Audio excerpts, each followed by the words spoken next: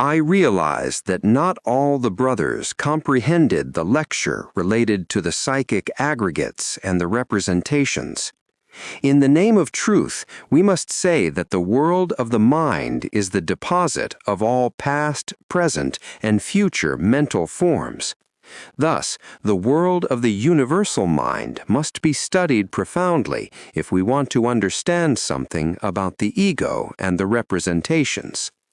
Many brothers have been unable to clearly understand the difference between the ego and the representations. We have stated emphatically that the psychic aggregates, taken together, form what is called the ego. Each psychic aggregate is the very personification of some psychological defect. We have also said that within every aggregate there exists a certain percentage of inner consciousness, and we have clarified that by disintegrating those aggregates, the consciousness is liberated. We gave the techniques. However, in our previous lecture, we gave something else. I'm speaking emphatically about the representations. What is the difference between the aggregates and the representations? That is what we are going to study in today's lecture. Within the field of practical life, a person, an object of the senses, and the mental representation or mental image that we have of that person are different things. This is similar to the difference that exists between a person and his photograph. The person is the person, and the photograph is his image, his representation, what he represents. There are mental photographs. Truly, one thing is the person, and another is the mental image that we have of him. The mental photograph is the representation of the person. The psychic aggregates form the ego, but the representations perceive the objects of the senses in the world of the senses.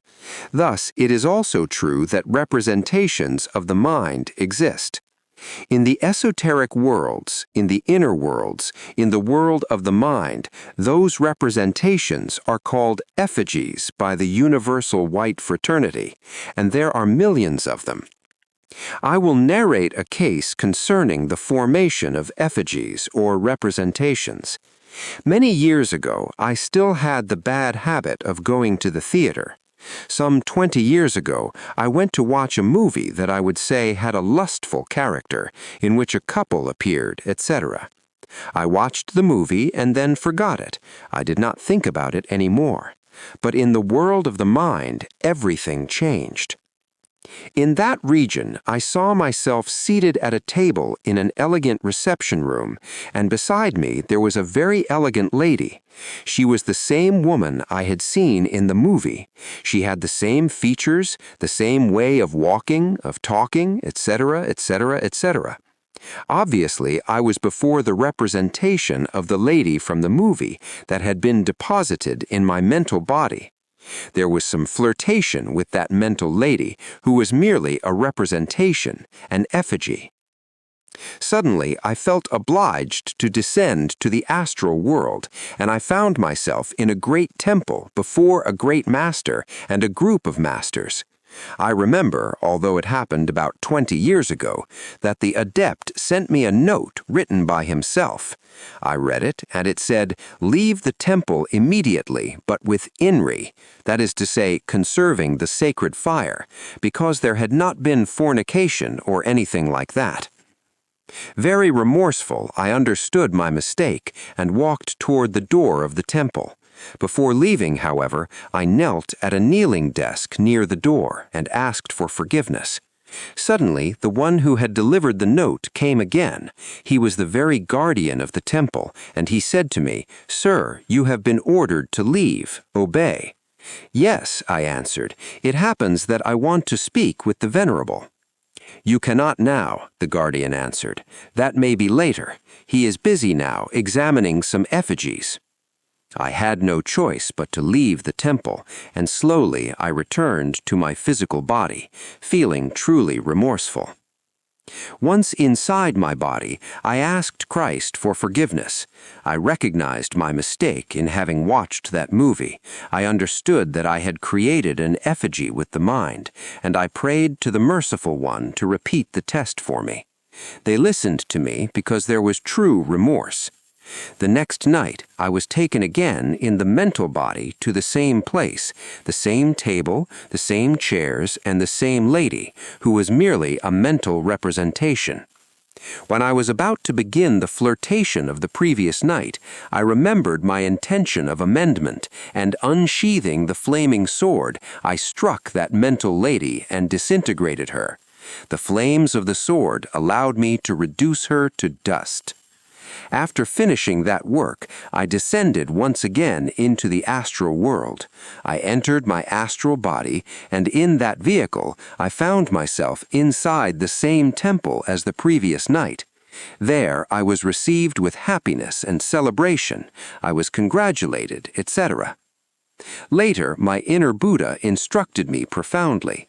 He took me in the mental body to different theaters to show me what those theaters really were. I discovered that they were full of larvae, representations, and mental forms created by those who go to the theaters, to those caverns of black magic. My inner Buddha instructed me about the dangers implied in going to theaters. He told me that instead of going to theaters, I should study my past existences, and he even made me study some of them. Then he took a sword and broke it in two, saying, "That can happen to you, to lose your sword, if you continue going to those caverns of black magic." I said, "No, Lord, I will not return to those caverns," and I never returned. Many years passed, and I never went back to a theater. However, I confess, because I cannot be false with myself, that one day there was a movie about the end of the world, based on Michel de Nostradamus. I said to myself, this is not a bad movie, it's about Nostradamus and his centuries.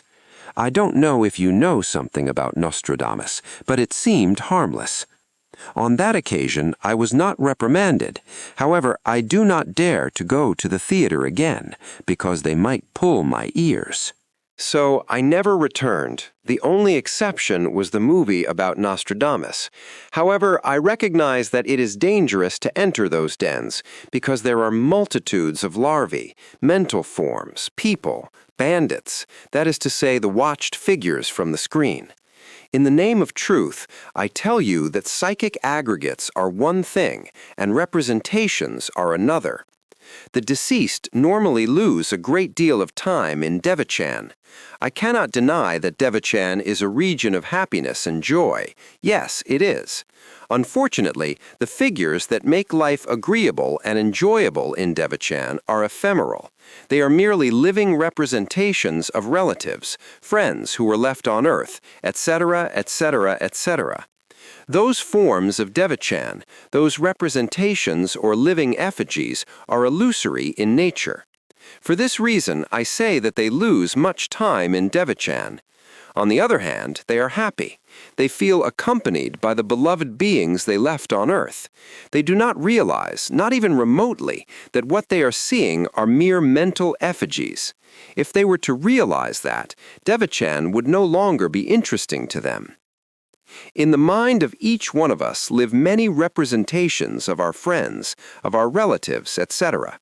It is clear that if someone says something against a friend, and we change the good concept we had of him, that figure is altered, and because of this, that mental effigy changes. It takes on new characteristics that we have given it: violence, theft, anger, etc., and it can even attack us violently, becoming an obstacle in our esoteric work. At this moment, David Neal comes to my mind.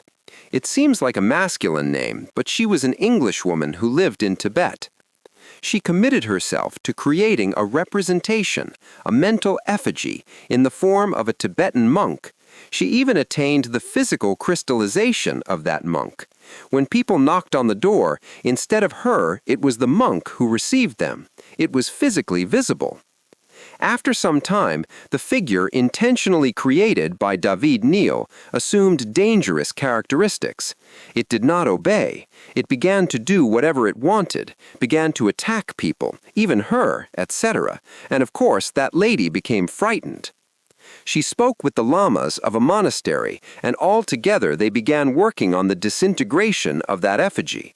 However, it was so strongly materialized that even though they were true experts in the world of the mind, they spent almost 6 months of continuous work to disintegrate it. That is a complete materialization of a mental effigy. We must not open the doors to negative representations because they are prejudicial. If we open the doors to negative impressions, to gossip about someone, or if we speak ill of someone who we carry in our mind, the result will be fatal because the effigy or mental representation that we have can be altered. Then that figure assumes dangerous characteristics and attacks us violently. It is clear that we carry a multitude of representations, and obviously each one of them, once altered, becomes an inner enemy. It is necessary to reflect on this, brothers, to learn to live intelligently. Only in this way will we walk the path that leads to final liberation. It is necessary to take care of the mind. Blavatsky said, "The mind that is slave of the senses makes the soul as helpless as a boat lost to the winds upon the waters." We need to control the senses and the mind. Many mental birds or thoughts enter the cage of the understanding and hurt us. I am speaking of negative representations. Now you will understand better what I am saying. It is necessary to control the senses and the mind. You are in the street, and suddenly, on a corner, you see a pornographic magazine. You begin to look at it with obscenity, and the result is the creation of a new mental representation. That new representation is a bird of ill omen that enters the cage of the mind to hurt us and to strengthen lust and negative emotions. For this reason, the senses must be controlled. Unfortunately, people do not do this, and that is truly serious.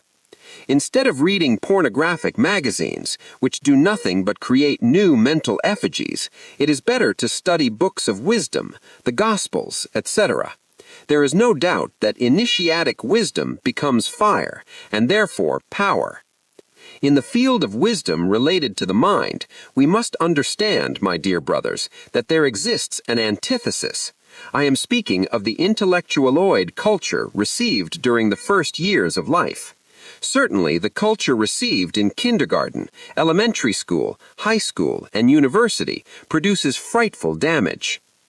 I would qualify that culture as black magic of the worst type, and the brothers who are in university, or those who have much knowledge in the brain, will excuse me, but I am basically speaking about myself, because I passed through those much applauded primary and secondary schools, and they have no relation whatsoever with the different parts of the being.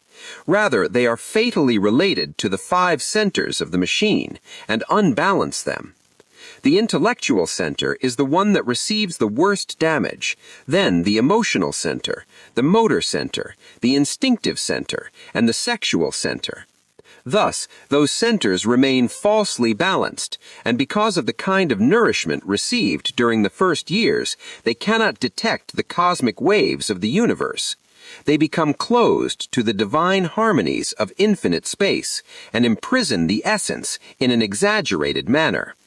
The result of all this is the knaves of the intellect, which currently plunge the world into misfortune.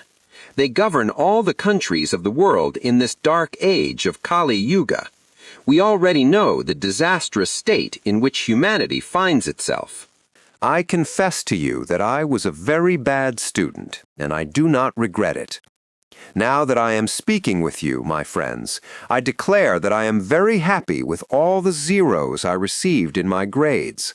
Thanks be to God, because at this hour the 5 centers of my organic machine would otherwise have been confused and burned. The studies of primary school, secondary school, etc., always seemed arid to me. I yawned throughout the entire class. The final incident occurred when the grammar teacher grabbed me by the hair and expelled me. In Guadalajara, they used to give me the title of doctor. They did so with good intentions, but by my word, I did not like it. I feel happy being what I am. My dear brothers, true wisdom, occult wisdom, as I have said, is that which transforms itself into fire, into sacred fire, into true universal fire. I want you to understand that fire is an element unknown to the intellect. It is an element whose origin no one knows. If we strike a match, we produce fire. Anyone could say that fire is the product of combustion. That is not so. Before combustion exists, fire already exists in our arms so that it can be moved. That is obvious. And after combustion, the fire remains. I would say that the match is destroyed when the covering that contains the fire in a latent state is destroyed. Then the flame rises to the surface. What interests us is not physical fire, but the astral signature of fire. That is to say, the fire of the fire, the flame of the flame, the Christic igneous power. In other words, the solar logos is what truly counts for us. We know well that true knowledge is transformed into solar fire. But one thing is fire here in the physical world, and another is fire during non-manifestation in the world of natural causes or in chaos. There we meet directly with the lords of the flame, who are true fire. There we encounter that power which remains latent in chaos, that electric force which induces all life in the universe. That is what we behold in the superior spheres of cosmic creation. Latent fire is marvelous. The igneous beings of the constellation of Leo are impossible to describe with words. They are Kether, Kokma, and Bina, the living representation of the Sephirothic crown of the Kabbalah. There are 12 orders of adepts in this cosmos related to the 12 zodiacal signs. There is no doubt that the order of the lions of fire, or lions of life, of the constellation of Leo is the most exalted. Thus it is written, and thus it is. For all these reasons, you will see the necessity of studying cosmic and universal wisdom, of studying Gnosis. Only this knowledge, which is related to the different parts of the being, can transform us into fire, into living and philosophical fire. Much has been said about the Buddhas, and there is no doubt that there are Buddhas of contemplation and Buddhas of manifestation. These are beings who dominated the mind, who destroyed the ego, who did not accept negative emotions in their hearts, and who did not create mental effigies, either in their own minds or in the minds of others. Let us remember Tsongkhapa, the very Buddha Gautama reincarnated in Tibet. He is the Buddha of manifestation, Gautama Shakyamuni reincarnated in Tibet.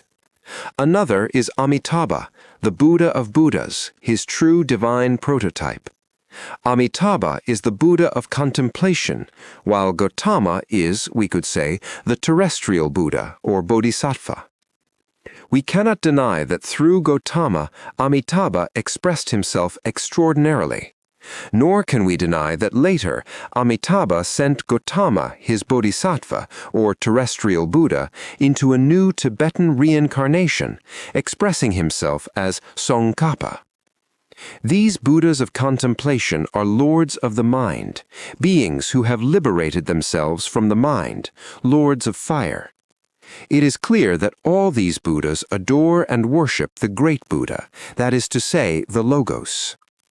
Viewed from this perspective, we understand the necessity of controlling the senses, dominating the mind, freeing ourselves from conditioned existence, and learning to live wisely if we truly wish to transform ourselves into Buddhas of contemplation. Time is passing, my dear brothers, and as it passes, we must feel the urgency of attaining final liberation. Otherwise, final liberation will not be possible. In the name of truth, we must say that as long as we are slaves of the ego and of mental representations, final liberation will be absolutely impossible. Why do the disembodied lose so much time?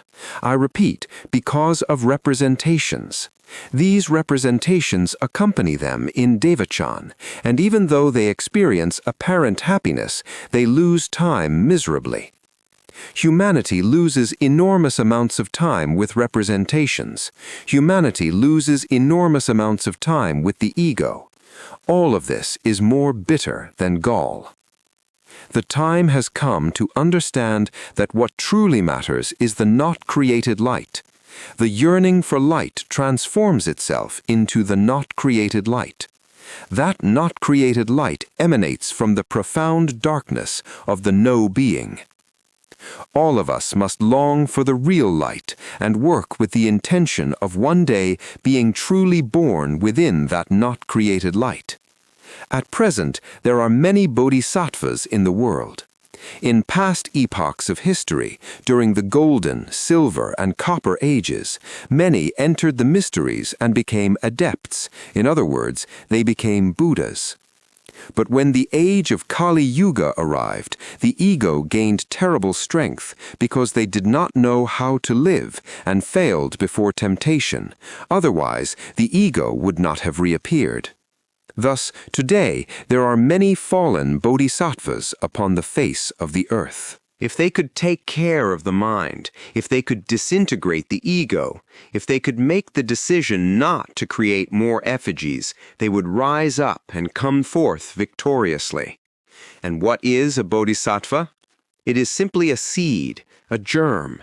In other words, a seed containing an etheric microscopic organism capable of unfolding within itself a celestial being, provided the bodhisattva works on himself.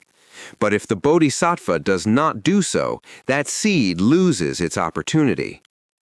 Glorious beings who once lived in Egypt, India, Babylon, Persia, etc., now remain in a latent state within the seeds stored inside the sexual glands. If those seeds, those etheric organisms, were to unfold, those beings would again take full possession of their bodies, and that would be a blessing for humanity. Unfortunately, the greatest enemy of those fallen brothers, of all those dethroned brothers, is the mind. For this reason, I have insisted so much in previous lectures on the necessity of not opening the doors of our mind to negative impressions, which can alter representations and obstruct our inward and upward advance. For the same reason, I have insisted strongly on the necessity of disintegrating our beloved ego. It is evident that the ego and the being are incompatible. Thus we conclude our lecture.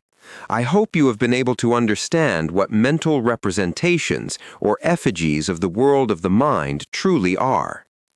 Before closing this third chamber lecture, I will give the opportunity to those who have not fully understood to ask questions with complete freedom. Question: do effigies return along with the ego, or are they disintegrated as the personality dissolves? Answer: effigies can last for some time until they gradually lose strength. Sometimes they return, but not always. When one loses interest in a particular effigy or representation, it can no longer nourish itself and disintegrates little by little. Question: are sphinxes and effigies the same? I am not speaking of sphinxes, but of effigies. Question: Master, one creates both good and bad representations. Do good representations also form effigies? Clearly, there are positive and negative effigies, but they are all mere mental forms. When one learns to live from instant to instant, the possibility of creating such forms disappears. However, when one remains enclosed in time, effigies also remain in time and continue to form. Question: do we also need to eliminate positive effigies? Both positive and negative effigies are vain, transitory images that have no true reality. For this reason, it is better to disintegrate them. Question: Master, are negative effigies the ones that cause the most damage? That is obvious. They are the ones that cause the greatest harm. It can also happen that a positive effigy, let us suppose the one we have of a friend, is altered after listening to gossip. Once altered, the effigy assumes the new form we have given it and becomes an inner enemy that attacks us and can even cause failure. Question. The difference between a representation and the ego is that the ego contains a fraction of essence trapped, while a representation does not. Is that correct? That is correct. A representation does not contain a trapped fraction of essence. Question. Venerable Master, could the vanity of believing oneself to be a good Gnostic be a representation? That is something different. If one feels the vanity of believing oneself to be a good Gnostic, it is due to the eye of vanity. There is no effigy or representation there. One simply feels like the mother of all the chicks or the father of Tarzan, nothing more. Question. The method for eliminating the ego can be assimilated into daily practice. What method should be followed to eliminate mental effigies? Answer. As above, so below. If through the flame in the lit forge of Vulcan we can disintegrate an ego so heavy, governed by 96 laws, and others governed by 48, 24, 12, and even egos governed by 192, 288, 384, 480, 576, 672, 768, and 864 laws, through intense work in the forge of the Cyclops, then what can we say about a mere effigy? To disintegrate an effigy, only a little attention and a single work in the forge of the Cyclops is required. That is all that is needed. Question. Master, what should we do with effigies we have carried since childhood? It seems to me that you are confusing the Teleyogi Nora tapes with representations. If you have a representation of a movie you watched in childhood, the procedure to eliminate it is the same as that used to eliminate the ego. Question. Why are representations formed? Is it because of the ego, the Kundarti Gwador organ, or the state in which our mind exists? It is because of the senses. Forms penetrate through the senses and are deposited there as representations. A Buddha is a being who has no representations. For that very reason, he is a Buddha. He carries neither positive nor negative representations in the mind. Thus he is integral, whole, total, illuminated. He has developed within himself the not-created light and has self-realized that light in himself. Venerable Master, can a positive representation be useful for the healing of a person? Yes, a representation used to generate healing is a positive representation. However, after it has served its purpose, it must be disintegrated. Otherwise, it may remain in the mind and become an obstacle. Venerable Master, are mental representations related to mechanical imagination? When a representation appears mechanically, it is related to mechanical imagination. When it appears intentionally, conscious imagination has undoubtedly participated in the formation of that representation. We can create representations of others, but can we really create representations of ourselves? One can create any kind of representation, just as the lady who created the representation of a monk, one that took 6 months to disintegrate. Venerable Master, can you give an example of a representation that we could create? You might imagine yourself as a Superman, full of power, and thus create a representation of yourself.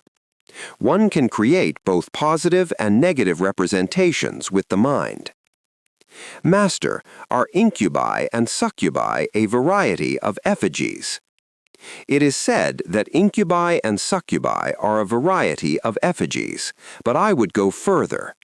I have studied deeply The Elements by Franz Hartmann, in which he affirms that if a person spills his sacred sperm through masturbation, then from the erotic and lustful images he creates a feminine representation, if he is a man, that is, a succubus. If a woman does the same, she creates a masculine incubus. It is said that these beings are transparent like crystal and cause great harm because they nourish themselves from the vital body of their progenitors. That is what is said. However, we will analyze this more deeply. I believe that incubi and succubi are in fact psychic aggregates, voluntarily created through vice. Thus, we may call them incubus aggregates and succubus aggregates of the human psyche. They steal a portion of the consciousness of their creator. Therefore, they are not mere representations. Do these incubus or succubus aggregates need to be eliminated using a special technique? I have reflected on this and see the necessity of eliminating them in the same way one disintegrates any psychic aggregate, since they are aggregates created by those who practice that vice. Could a cleansing be useful? What truly counts here is the lance and firm work with the Divine Mother Kundalini in the forge of the Cyclops. Cleansings are of no use. Psychic aggregates cannot be eliminated through cleansings. Venerable Master, you have said that sulfur can disintegrate incubi and succubi. I once believed that this was possible, and now I regret it. Now I understand that these are inhuman psychic aggregates that must be reduced to dust, just like hatred, violence, and any other aggregate. That is the crude reality of the facts. Mr. Franz Hartmann will have to excuse me for contradicting his book, but experience indicates what is correct. Venerable Master, in your book, The Three Mountains, you say that as long as a person has a mind, even if he has eliminated the ego, he can fall again. It is obvious that if a Buddha has disintegrated his ego, but falls into the vice of fornication, if he spills the cup of Hermes, the ego appears once again. It resurrects, but it is not a new ego, it is an old one, resurrected from its own ashes, like the phoenix of mythology. But if he is dead within himself, why does he fall into fornication again? Because he can. He can do whatever he wants. If he wishes to fall, he does so. If he wishes to descend, the same. That depends entirely on him. We possess freedom in everything. Freedom to work, freedom to live, freedom to weep. There is freedom for all things. Did not that entire host of Elohim fall in Lemuria? I also fell in Lemuria. Why did we fall? Because others did the same. It is a foolish answer, but it is the truth. All the ancient Petries of the earth-moon fell. Even the ancient Neptune fell, and afterward we rose again. Did we have to weep and suffer greatly to rise once more? Yes, it is true, but in that epoch we fell. At this moment, something very important comes to my memory. One day, while standing at the seashore, I had the idea to investigate sexuality in Lemuria.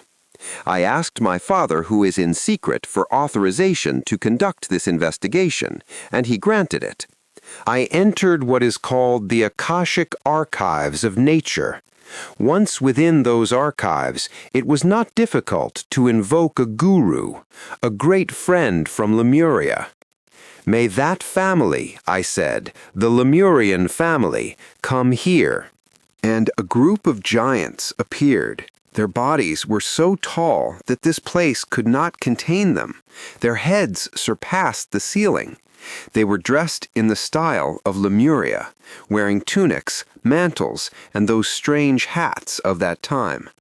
The giants took their seats, and I asked them, "Which one of you is the chief?" One of them, the head of the family, answered, "I am." "Very well," I said. "You will tell me how you reproduced yourselves in Lemuria. Did you spill the cup of Hermes Trismegistus or not?" "Yes, we did." "But that is a transgression, a taboo, a sin." "We did it with great respect, and we had sexual relations only when we wished to engender a child, with profound reverence." Nevertheless, you were mistaken, because you spilled the cup of Hermes. You belonged to the seventh subrace of Lemuria, and for this reason you were already fallen or stained. Your ancestors, those of the third subrace of Lemuria, reproduced themselves by means of Kriya Shakti, and I will demonstrate this to you. I then made another invocation, and a venerable ancient appeared, about 4 meters tall. Upon his head he wore not only a mantle, but a multitude of hats from different countries.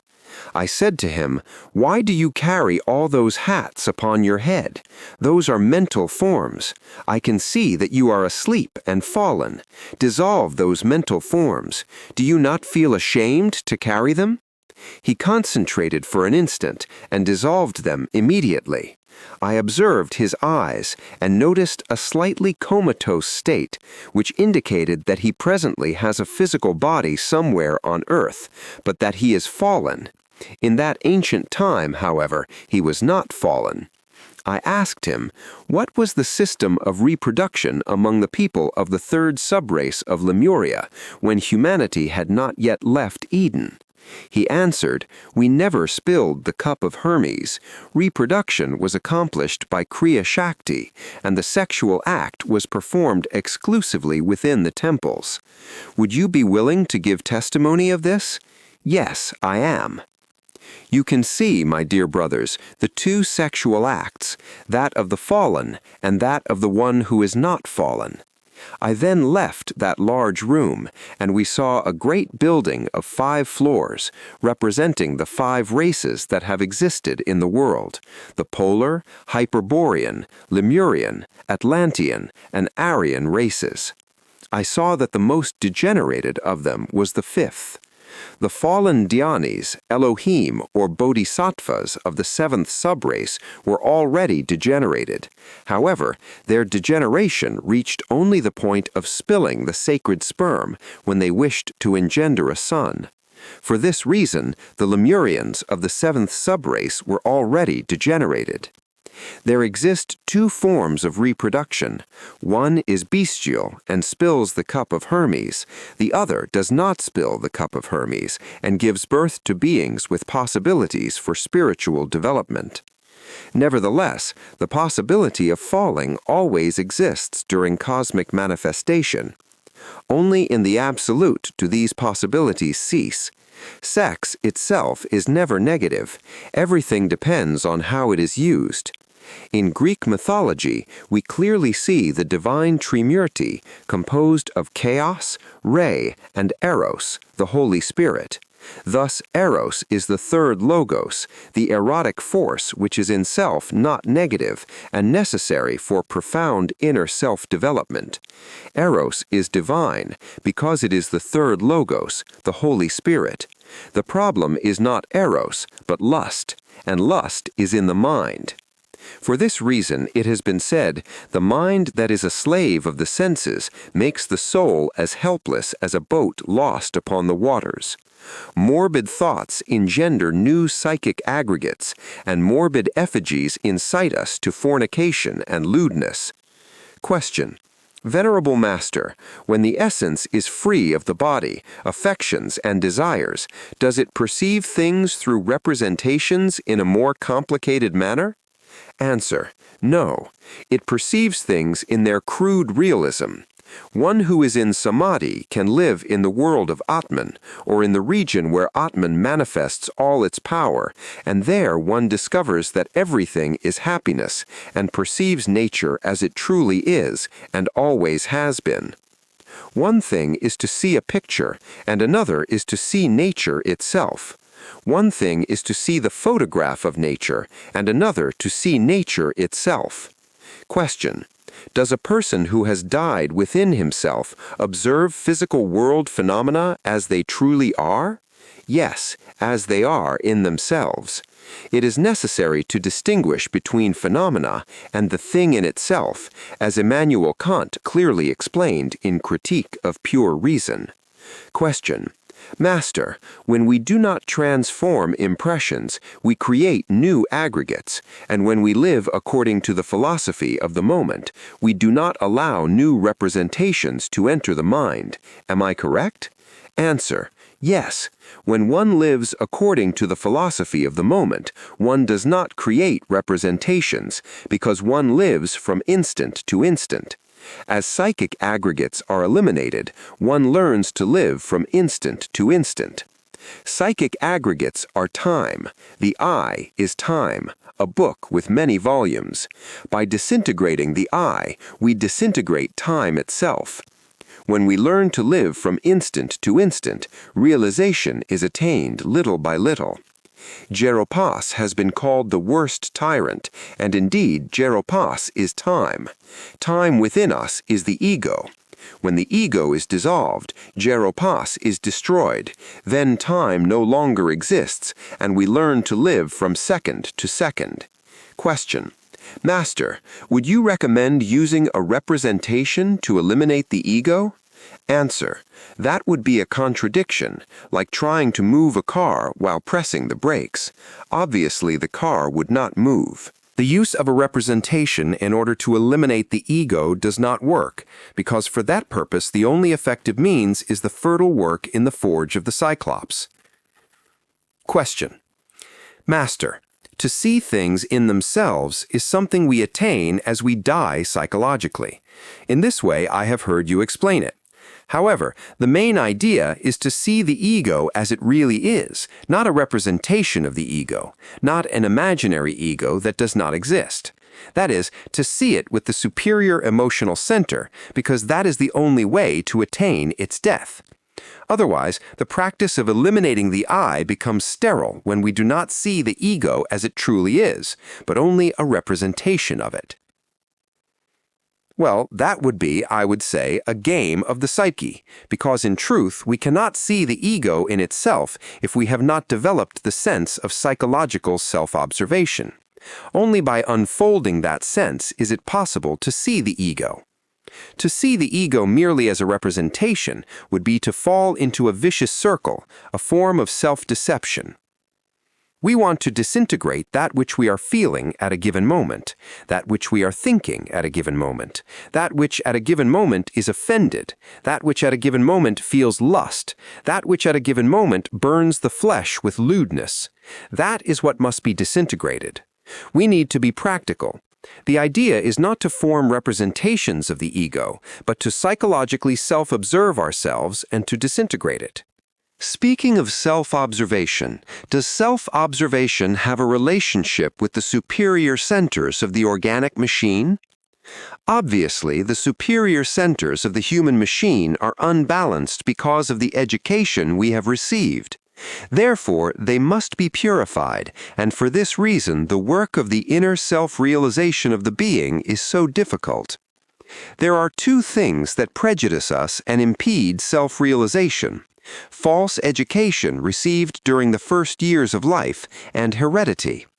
Our terrestrial father and mother had certain habits and customs, mistaken were not, which they themselves inherited from their parents. Our grandparents, in turn, inherited them from our great-grandparents, and so on. Because of the heredity we carry in our genes, there exists a strong tendency to repeat certain errors committed by our ancestors. These tendencies are so deeply rooted in us that we often do not even realize we possess them. Thus, heredity and the very poor education received during the preparatory age constitute serious obstacles to the inner self-realization of the being. Question: Master, are representations always mental, or are there also emotional, instinctive, and sexual representations? All effigies are mental because they belong to the world of the mind. The mind is the mind, and the being is the being. The astral world is condensed mind, and the physical world is also condensed mind. Therefore, effigies are mental. That is obvious. Question: when we listen to someone, and at that moment a representation passes through our mind, what should we do? If we are in complete attention, those representations should not appear. However, if complete attention is lacking while we listen, other things arise in the mind, negative thoughts, memories, and so on. When one is completely concentrated in a natural and spontaneous way, it is impossible for those negative thoughts and memories to appear. If they do appear, it is because one is not attentive to oneself. Then it is necessary to intensify attention. Question: when one is working with the imagination, how can one know that one is not creating effigies? The one who is asleep is asleep. What can he know? Awaken, and then you will know. That is the crude reality of the facts. An asleep person is asleep. What could he possibly know? It is necessary to awaken. Venerable Master, relating impressions to the sacrament of Rome, when a person practices alchemy and becomes identified with the feeling, with the product of that program of the bodies, with the magnetism, do those impressions crystallize into eyes? Yes, negative impressions can crystallize into eyes. Therefore, within ourselves there is much to be explored, and this must be understood. If for a moment you could liberate the essence, you would be able to see the 12 orders that exist in the universe. Among them is the Order of Leo. These beings do not carry mental effigies. They are creatures who live from instant to instant and never create mental effigies. Reflect upon this. Inverential peace.